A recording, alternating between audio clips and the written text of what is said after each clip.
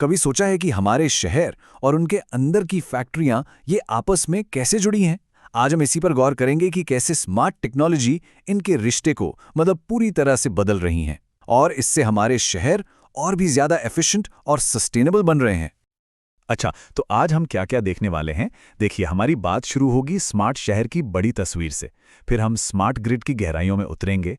हम ये भी देखेंगे कि कैसे फैक्ट्रियां इस नए सिस्टम का हिस्सा बन रही हैं, कुछ असल दुनिया के उदाहरणों पर नजर डालेंगे और आखिर में भविष्य की चुनौतियों और मौकों पर भी बात करेंगे। चलिए, एक दिलचस्प सवाल से शुरुआत करते हैं।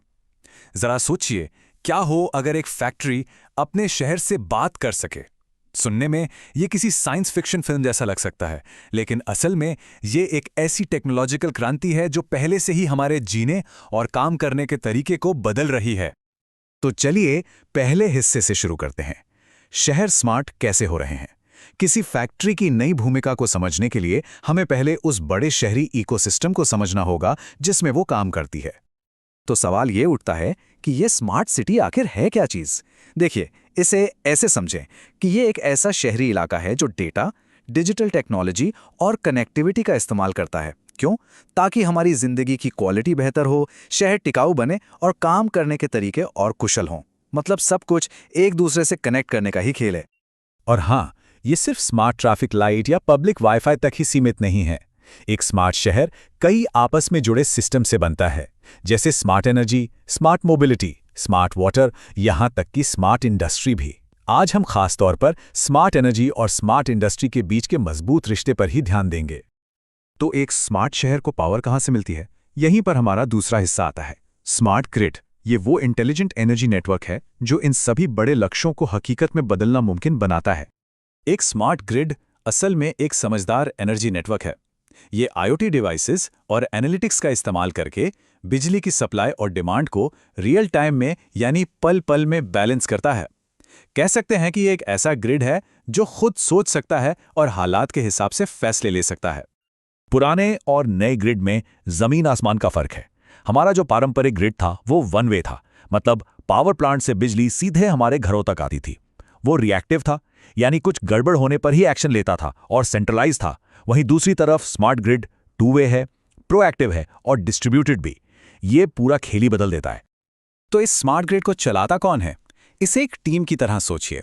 IoT डिवाइसेस इसकी आंखें और कान हैं जो डेटा इकट्ठा करते हैं। AI और एनालिटिक्स इसका दिमाग है जो उस डेटा को समझते हैं।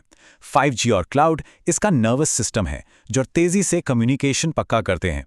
और ब्लॉकचेन एक भरोसेमंद बही खाता है जो हर लेन देन को सुरक्षित रखता है। चलिए अब देखते हैं कि ये सब आपस में जुड़ता कैसे है, यानी फैक्ट्रियां ग्रिड से कैसे जुड़ती हैं।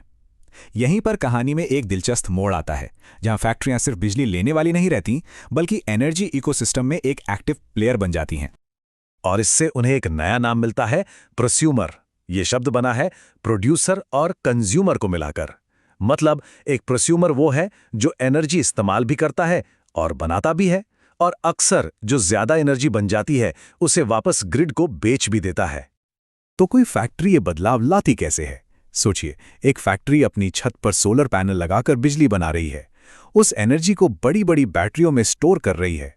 स्मार्ट कंट्रोल का इस्तेमाल करके अपनी एनर्जी की खपत को मैनेज कर रही है। और यहां तक कि जब ग्रिड को सबसे ज्यादा जरूरत हो तो उसे स्थिर रखने में मदद भी कर रही है। चलिए अब थ्योरी से निकलकर प्रैक्टिस पर आते हैं। आइए देखते हैं कि ये फैक्ट्री ग्रिड का मेलजोल असल दुनिया में आखिर दिखता कैसा है। हमारी पहली मिसाल है टेस्ला की गीगा फैक्ट्री। ये एक प्रोज्यूमर फैक्ट्री का बेहतरीन उदाहरण है जो सच में काम कर रही है।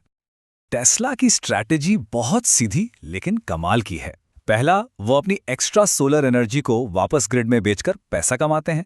दूसरा, जब बिजली सबसे महंगी होती है यानी पीक आवर्स में, तो वो ग्रिड से पावर लेना बंद कर देते हैं और अपनी स्टोर की हुई बैटरी से काम चलाते हैं। इससे उनकी लागत बचती है। और तीसरा, वो एक अच्छे पड़ोसी की तरह ग्रिड को स्टेबल रखने के लिए ऑपरेटर्स के साथ मिलकर काम करते हैं। ये तो विन विन विन सिचुएशन है। और ये इस बात को बहुत अच्छे से दिखाता है कि एक स्मार्ट ग्रिड से जुड़ी फैक्ट्री एक डायनामिक एनर्जी नोड की तरह काम करती है, जो इंडस्ट्रियल एफिशिएंसी और शहरी सस्टेनेबिलिटी दोनों को बढ़ाती है। यही तो इस पूरे खेल का मकसद है। अब जरा दुनिया के दूसरे हिस्से में चलते हैं। मान लीजिए पुणे भारत में एक स्मार्ट फैक्ट्री है। ये फैक्ट्री लगातार अपने शहर के ग्रिड से बात कर रही है और बिजली की कीमतों पर पल पल की अपडेट ले रही है। ये टेबल दिखाता है कि वो फैक्ट्री ग्रिड के सिग्नल्स पर कैसे रिएक्ट करती है। जब रिन्यूएबल एनर्जी की सप्लाई ज़्यादा होती है और कीमत कम, तो फैक्ट्री ज़्यादा एनर्जी वाले प्रोडक्शन को बढ़ा देती है। जब ग्रिड पर डिमांड ज़्यादा होती है और कीमत बढ़ जाती है, तो वो उन कामों को टाल देती है जो ज़्यादा ज़रूरी नहीं है। और अगर ग्रिड अचानक फेल हो जाए, तो वो तुरंत अपने सोलर पावर और बैटरी पर स्विच कर जाती है। ये एक तरह का स्मार्ट, रियल टाइम डांस है फैक्ट्री और ग्रिड के बीच। तो ये भविष्य काफी रोमांचक लगता है ना? लेकिन जैसा कि हर बड़ी टेक्नोलॉजिकल छलांग के साथ होता है, इसे हकीकत बनाने की राह में कुछ मुश्किलें भी हैं। हमें कुछ बड़ी रुकावटों को पार करना होगा, जैसे ये पक्का करना कि सभी अलग अलग डिवाइस एक ही भाषा बोलें, जिसे तकनीकी भाषा में इंटरऑपरेबिलिटी कहते हैं। हमें अपने ग्रिड को हैकर से बचाना होगा, हमें नए नियम कानून बनाने होंगे, और हाँ, ये सब करने के लिए काफ़ी पैसा भी लगेगा। तो आज की बातचीत से हमें क्या सीखने को मिला? पहली बात, इंडस्ट्रियल क्रांति अब फैक्ट्री की दीवारों से बाहर निकलकर पूरे शहरों में फैल रही है।